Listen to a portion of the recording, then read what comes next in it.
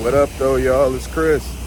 Appreciate you connecting with me while I do my 10,000 steps here at the River Walk. Y'all know this is one of my favorite places to come, even though I really haven't been over here all that much lately. I'm gonna change that. I'm gonna get over here a little bit more while the weather is still decent, because hoodie season is upon us. I keep saying that.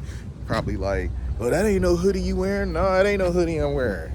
This is one of the more mild days I was able to get away with wearing a regular shirt today. But let's talk about Hurricane Milton, man. Over there in Florida, we got a lot of stuff happening over there. Now that the storm has came and went, it's done its damage, and now we starting to get some of the stories coming out of there of things that have been happening or have happened. I've seen some doozies. Some of them, a little amusing. Some not so much. So the ones that are amusing, yeah, we can laugh at those. The ones not so much, we ain't gonna laugh at those. Let's see. One of them, is a guy. He had like a boat. He said he was not evacuating. He was gonna brave the storm on his boat, and he managed to do so. He has survived. I don't want to get the guy's name wrong. I think it might have been Lieutenant Dan or something like that. I could be wrong. So it was just briefly this came into my feed, so I didn't have a whole lot of time to look into it. But the main thing is that a dude, whether that's his name or not, he managed to survive on a boat. That's some impressive stuff there, man. So shout out to him wherever you are. And I think he's supposed to be getting, if this information is correct, he's supposed to be getting some sort of Aiden Ross hookup with Kick, behind this. So the power of the net is really incredible, because you can go from being a person that was an unknown to a celebrity overnight due to the power of the internet. So you out there and you do something extraordinary, you do something that most people can't do, and you manage to archive it, get it out there to the world for them to watch like it's television. Hey, you can't go from being a nobody to a somebody real quick. Because I ain't gonna hold y'all up. Some of the stuff on the internet, it can be more entertaining than scripted television. So a guy, I think he was like streaming it or archiving it some sort of way for you to always see what was going on, how he was braving the storm. I mean, that's pretty harrowing. So shout outs to him again for being able to do that. Another story, and I'm sorry, this one was humorous to me. I'm sure the young lady going through this don't find it to be all that funny, but I do. All right, she went to a hurricane party instead of leaving. So she says that's a thing there in Florida. I'm not from Florida. I love going to Florida to visit, but I'm not from Florida. I don't live in Florida. Y'all know I'm right here in the D. So I don't know how true this is, but she claims that doing hurricane parties instead of getting the hell out of there is a thing. And so she went to a hurricane party. That's already, that just basically highlights this woman's mentality, in my opinion, that she went to a party instead of evacuating or trying to go somewhere and be safe. She went to a party. All right, I can't hammer that home more than that. She went to a party. And basically it seems like substances were introduced, according to her. This isn't me speculating. She was being vague about what they were, because they were probably illegal substances, but it looks like substances were introduced. Her boyfriend had something, she had something, her co-worker whose house that it was had something. Apparently the co-worker, it wasn't just a co-worker, it was her boss. All right, remember that detail. It was her boss. She said that she went to sleep and was waken up by a, 'cause, another guy who was there. And, basically it seems like substances were introduced, according to her. This isn't me speculating. She was being vague about what they were, because they were probably illegal substances, but it looks like substances were introduced. Her boss. She said that she went to sleep and was waken up by another guy who was there. And she goes and she finds her boyfriend on top of her boss. So her boyfriend smashing her boss, and the woman's like 60 years old. I don't know how old this young lady was, but she looked like she was maybe in her late 20s, early 30s, somewhere in that range. And her boss was like 60 according to her. So I don't know, man. That's some wild stuff. You gotta be pretty darn gone on whatever substance you own to go climb on top of a 60-year-old woman, and your girlfriend is just upstairs or just in the other room or something like that. But I mean, this is the sort of stuff that happens in these sorts of situations. You know, when you put yourself in really silly situations, you can't be upset and hurt. It seemed like she was trying to cry but couldn't. You know, she was trying to do the whole woe is me, feel sorry for me thing, and trying to squeeze out some tears, but she really couldn't. But I mean, she just really didn't seem all that empathetic to me in this situation. It just seemed like a bad case of your fault. When you put yourself in really goofy situations and you take part in things that are going to make the already goofy situation more goofy, you can't play victim when you get goofy outcomes. I mean, this is one all of your own. I mean, you and your man should have been somewhere where y'all could have been safe, but instead y'all went to a party in the middle of a hurricane where the mayor of Tampa said leave or die, basically, and you decided to go party during that, man. I don't know. I would imagine these are, you know, this couple, they have no children, because a couple that does have children, I would always assume that a couple that had children, that's not where their mind would be. They wouldn't be trying to find a sitter or something like that so they can go to some Diddy style party, because that's what this sounds like to me, man. Sounds very wild.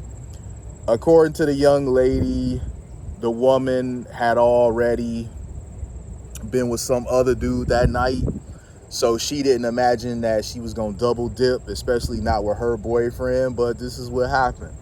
So now you got a situation where, I mean, your boss did this with your man. How is that gonna look like at work tomorrow? You know, I don't know. How do you move past that? This is why, you know, a lot of times you just really shouldn't associate with people that you work with, you know, on that level. The people at work are not y'all friends, man. I've said this in another video. People at work are not y'all friends. I cannot stress that enough. People at work are not y'all friends. I don't care how cool y'all think y'all are, how cool they seem like they are with you.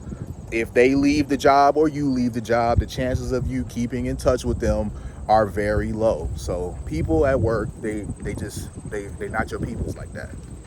So you got that situation with her going to a party in the middle of a deadly hurricane. You know, her boyfriend's there. It's at her boss's house. They're partaking in substances. The boss has done this and that with other guys, and then next thing you know, she comes waking up finding her man on top of her boss, getting his turn. Her boss that is at the very least twice her age. So, Then this one I saw, and this one I'm not gonna laugh at this one, but it was a woman. She was like 7 kids, no support. She was doing the whole crying in her iPhone about how she don't know what she's gonna do. You know, she's got 7 kids and doesn't have any help. I mean, I don't know, man. Like, I feel some sort of way about this for a couple reasons, because how do you have 7 kids and you not have any support? Where are these kids' fathers at? How are you a mother of 7 children? We don't know how many men it is, you know. But if it's, let's say hypothetically, so I'm not saying this is the case, but let's say hypothetically it's 7 kids by 7 different men. How do you still not have any help whatsoever out of 7 different men? That just goes to show that some of these women, they just choose poorly every single time. Now, I'm not going to turn this into, like a scolding of her life choices or whatever, but I mean, let's just be for real here. She made some bad choices if she found herself with 7 children. I mean, you don't have to have 7 kids, really. And I don't recommend you have 7 kids. I don't recommend you have 1 kid if you really can't take care of them. The mentality of having children and just thinking that the system is going to take care of them, you're going to get welfare, become a career welfare recipient, which a lot of these women do, I think is a really poor strategy. I don't think it's something you should take part in whatsoever, but it's been normalized and encouraged almost to where you got women doing this sort of thing and they don't see us anything wrong with it. When you got 7 children and no man in sight, this is a choice. You're a victim, but you're a victim of your own circumstances that you created. So when you're a victim of your own circumstances that you created, there's limited sympathy for you when you find yourself in bad situations. Now, of course, she never could have imagined that one day she'd find herself facing a deadly hurricane with limited to no options on where to go and where to take her children. No one obviously could have, foreseen that. But that's like worst case scenario anyway. What about smaller, more common situations that you can run into when you have kids, that many, essentially? You'll run into smaller situations like, how do you get school clothes and school supplies and you're a single mom for 7 kids every year? You not think about that sort of stuff? When you got 7 kids that you gotta feed, man, every day you gotta be stressed about how are you gonna continue to provide food. It's Sunday. You gotta make it till Saturday feeding 7 kids. So every day has gotta be stressful when you got that many kids. So I feel for her to a certain extent, because on top of her usual daily stressors of having to find a way out of no way to provide for that many kids, that she sounds like, because she says she got no support, sounds like she doing it alone. She now has to worry about keeping them safe with a blizzard on top of that. And she basically was saying that she got nobody. I don't know how you end up with nobody. I've seen people end up with nobody though in circumstances like that. And the way they ended up with nobody, it wasn't an accident.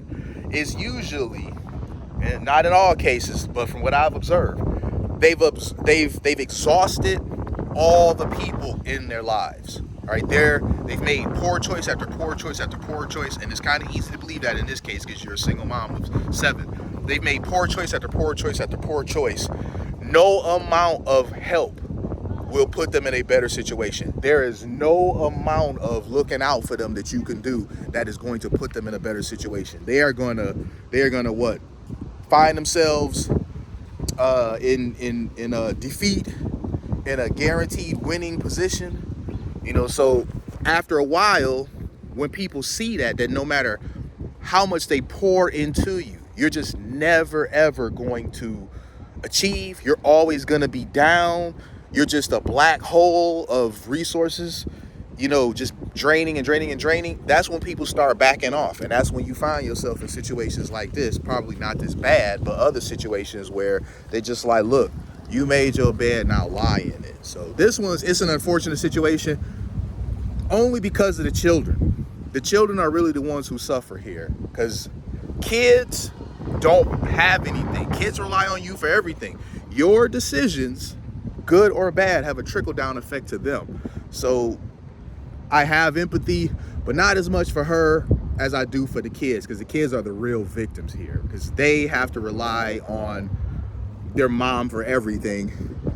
They have fathers out there somewhere that we really don't know whatever happened with that. But it's just really bad all the way around. You got a mom that is struggling, and now you got a hurricane on the way, and nobody knows what they gonna do. So I think there was a few more, but this video is going on longer than I initially intended, so I'll leave it there with the mom of 7, man. But the Florida aftermath has been just as bad as you would expect, and just as interesting as you would expect. I mean, some of these circumstances, they were truly shocking to me. I really wasn't expecting the whole hurricane party thing. That's a new one to me, man. Here in the Midwest, we don't really do that sort of stuff. So I don't know. Maybe this is a South thing. If it is, let me know, y'all. I ain't throwing no shade. If this truly is something y'all do in the South, let me know. Let your boy know, because I'm here in Detroit. I'm here in the Midwest. I really don't know what y'all do down there. I mean, we come down there, we do a vacation, and then we head back up here. We don't really take part in the everyday culture that y'all got going on down there in Florida. So I appreciate y'all. I'm gonna get back to stepping. Thumbs up this video if you liked it. Subscribe if you haven't already. Peace.